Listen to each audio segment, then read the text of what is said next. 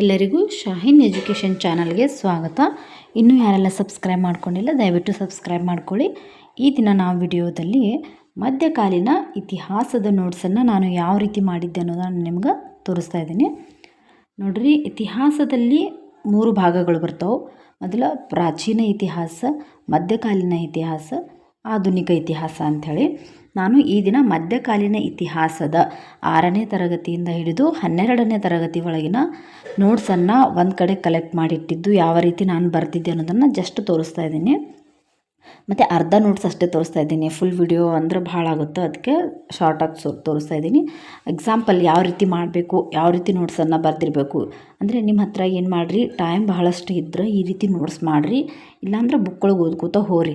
ನಿಮಗೆ ವಿವರಣಾತ್ಮಕ ಉತ್ತರಗಳ ಬರೆಯೋದ್ರಿಂದ ನೀವೇನು ಮಾಡ್ಬೇಕು, ಒಂದು ಸ್ವಲ್ಪ ನೋಟ್ಸ್ ಮಾಡೋಕ್ಕನ ಪ್ರಯತ್ನ ಪಡ್ರಿ. ಇಲ್ಲಿಗಪ್ಪ ಅಂದ್ರೆ ಒಂದು 5 ಪ್ರಶ್ನೆಗಳನ್ನು ತೊಗೊಂಡು ಡೈಲಿ ಬಿಡಿಸ್ಕೊತಾ ಹೋಗ್ರಿ. ನೋಡಿರಿ, ಈ ದಿನ ನಾವು ಮಧ್ಯಕಾಲೀನ ಇತಿಹಾಸದ ನೋಟ್ಸನ್ನು ನಾನು ಯಾವ ರೀತಿ ಮಾಡಿದ್ದೆ ಅನ್ನೋದನ್ನು ಜಸ್ಟ್ ತೋರಿಸ್ಕೊತಾ ಹೋಗ್ತಾ ಇದ್ದೀನಿ.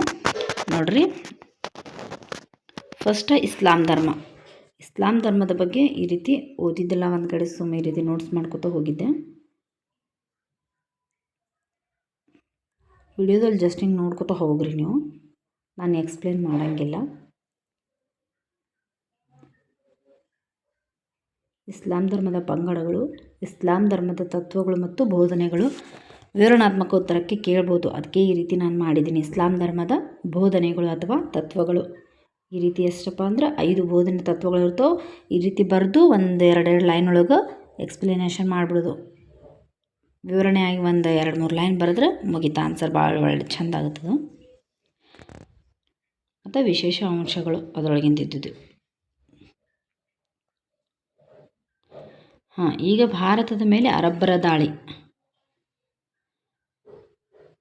ಈ ರೀತಿ ಈ ರೀತಿ ವಿವರಣಾತ್ಮಕ ಉತ್ತರಕ್ಕೂ ಬರುತ್ತಂತೇಳಿ ಈ ರೀತಿ ಬರ್ಕೋತಾ ಹೋಗಿನ 1 ಮಾರ್ಕ್ಸಿಗೆ ಅಂದ್ರೆ ಬಹು ಆಯ್ಕೆ ಪ್ರಶ್ನೋತ್ತರಗಳಿಗೂ ಯೂಸ್ ಆಗ್ತದೆ ಮತ್ತು ವಿವರಣಾತ್ಮಕ ಉತ್ತರಕ್ಕೂ ಯೂಸ್ ಆಗುತ್ತೆ ಅಂಥೇಳಿ ಈ ರೀತಿ ಮಾಡೀನಿ.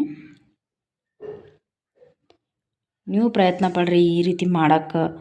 ಅಂದ್ರೆ ನಿಮ್ಮ ನೋಟ್ಸ್ ನಿಮಗಿದ್ರೆ ಓದೋಕ್ಕೆ ಚಲೋ ಆಗ್ತದೆ. ನೀವು ನಿಮ್ಮ ಕೈಯಿಂದ ಬರೆದಿದ್ರಪ್ಪ ಅಂದ್ರೆ ಓದೋಕ್ಕೂ ಚಲೋ ಅನ್ನಿಸ್ತದೆ ಮತ್ತು ಭಾಳ ದಿನಗಳ ಕಾಲ ನಿಮ್ಗೆ ನೆನಪು ಉಳಿತದೆ. ಈ ರೀತಿ ನೋಟ್ಸ್ ಮಾಡೋದ್ರಿಂದ ನಿಮಗೆ ಭಾಳ ಒಳ್ಳೆಯದಾಗ್ತದೆ.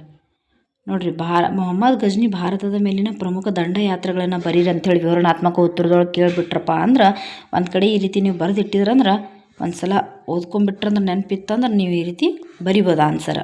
ಭಾಳ ಚೆಂದ ಆಗುತ್ತೆ ಆನ್ಸರ್ ನಿಮ್ಮದು.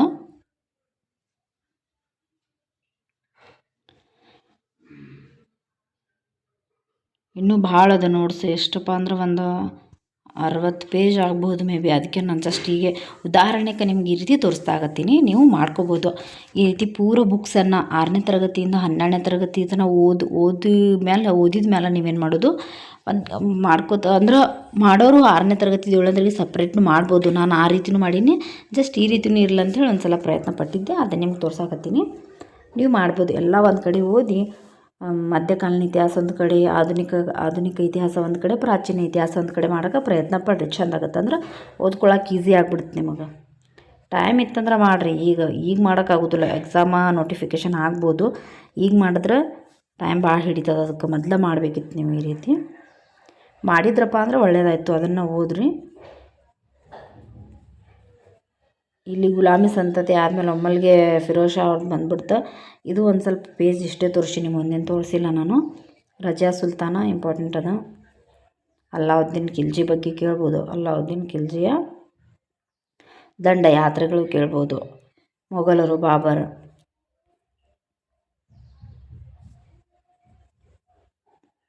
ಬಾಬರ್ ಭಾರತದಲ್ಲಿ ಕೈಗೊಂಡ ಯುದ್ಧಗಳು ಯಾವ್ಯಾವ ಅಂತ ಕೇಳ್ಬೋದು.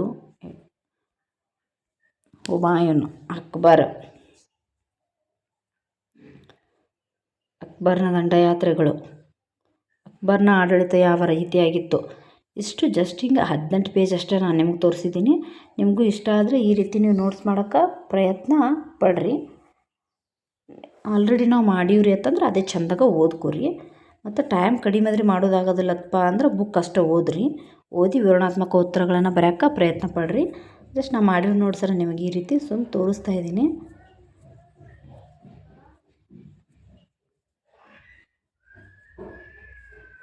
ಎಲ್ಲರಿಗೂ PDF ಕೇಳ್ಕೊತ ಕುಂದ್ರಬೇಡ್ರಿ. ನಿಮ್ಮ ಸ್ವಂತ PDF ನೀವೇ ಕ್ರಿಯೇಟ್ ಮಾಡ್ಕೊಂಡು ನೀವೇ ಚೆಂದಾಗಿ ಓದ್ರಿ. ಎಲ್ಲರಿಗೂ ಆಲ್ ದ ಬೆಸ್ಟ್. ಎಲ್ಲರಿಗೂ ಒಳ್ಳೆಯದಾಗಲಿ ಮತ್ತು ಥ್ಯಾಂಕ್ ಯು.